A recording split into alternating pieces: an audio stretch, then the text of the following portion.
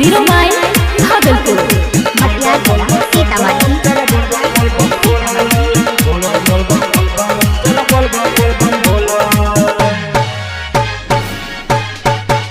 जय शिव के नारा लगा हो भौजी कान पकाओ भाई के। जय शिव के नारा लगा हो भौजी कान पकाओ भाई के। बलबा में भूजाता दरबार जुलाता, बलबा में भूजाता दरबार जुलाता, पूरा बाबा के नगरिया हो। जय शिव के नारा लगा हो भौजी कान पकाओ भाई के। जय शिव के नारा लगा हो भौजी कान पकाओ भाई के। भौजी कान पकाओ भाई के।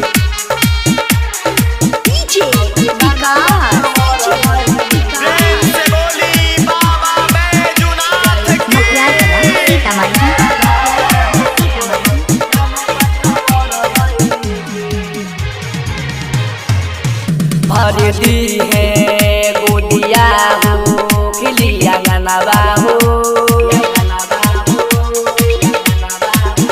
पूजा कल सुना भौजी देखे दिया नवा हो। भरती है गोदिया हो खिलिया गनवा हो। पूजा कल सुना भौजी देखे दिया नवा हो। सुना भौजी सावन में लागल बा भिड़वा हो। जय शिव के नारा लगा हो भौजी कान पकाओ भाई के। जय शिव के नारा लगा हो भौजी कान पकाओ भाई के।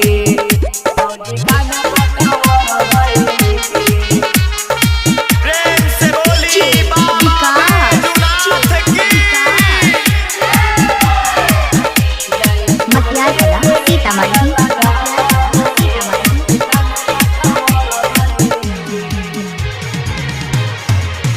यारे राइटर भीम संगवा जतर जुनवा रे।